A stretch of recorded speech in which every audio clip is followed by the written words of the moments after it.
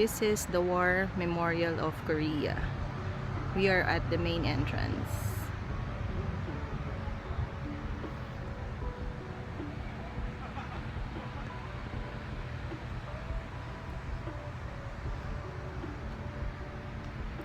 Annyeong Chingu! Nandito tayo ngayon sa War Memorial of Korea. So, explore natin ulit ang parang Korean War era ng Korea, syempre. Nandito kami before 2016. So, 10 years ago na mula nung huli kami nagpunta rito. So, let's see kung ano yung makikita natin. Maglakad-lakad muna tayo dito. So, ang Korean War Memorial of Korea is free of admission daw. So, check natin kung pagpasok natin dun sa loob mismo.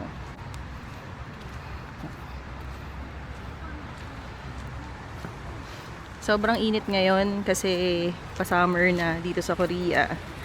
It is June 9 today. So, although medyo tirik ang araw, pag humangin, malamig yung hangin. So, okay naman. So, approaching na tayo dito sa isang statue na parang merong mga soldiers sa bawat sides. Tas dito sa ating kaliwa, yung pinaka-museum. Yan. Maraming iba't ibang flags. So, sa pagkakatanda ko, yan yung mga bansang lumahok or tumulong during the war. Yan. So, it's about North versus South Korea.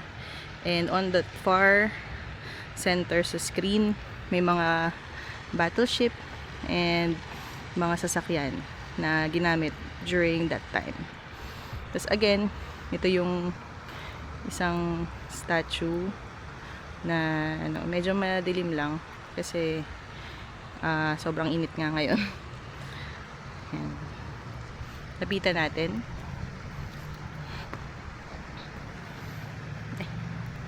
Sorry, nakikita niyo yung payong. Ganito siya sa malapitan. Yan. Videohan ko lang.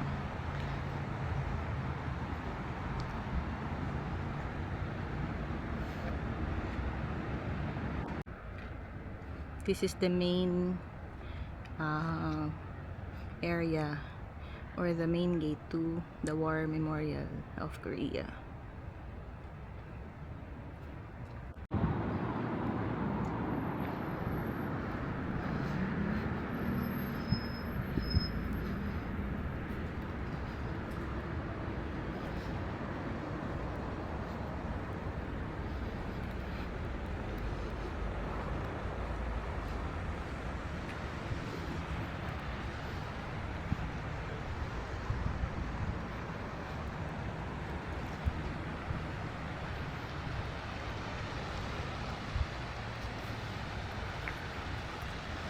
Saan tayo muna?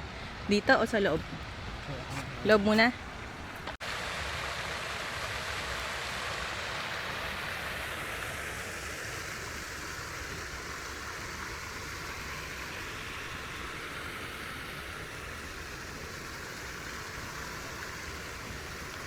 Ito yung mga bansa na kasapi or kasali sa memorial.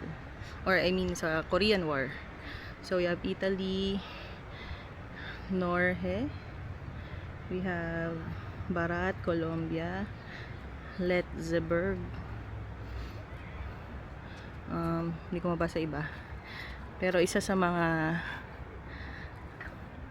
lumahok din ay syempre ang Pilipinas. Yan.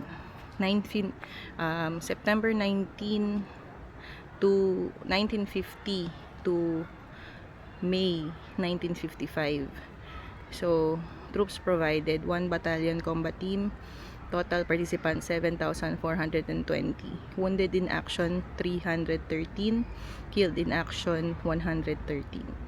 So kaya meron tayong yung baga pagkakaibigan sa Korea dahil tayo ay tumulong sa kanila. Ayan.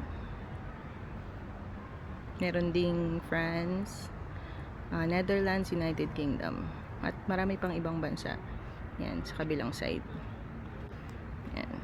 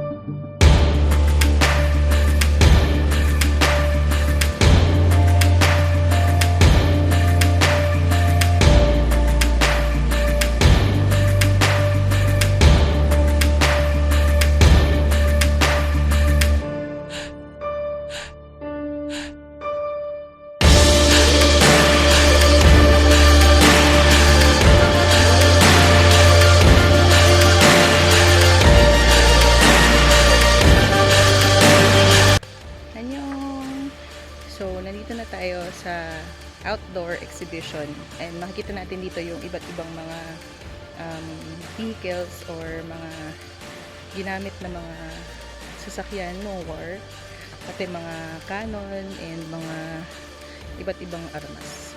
Ito siya. Ayan. So, mga fighter planes.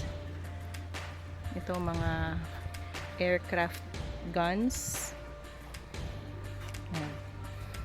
MK-20, MK-420.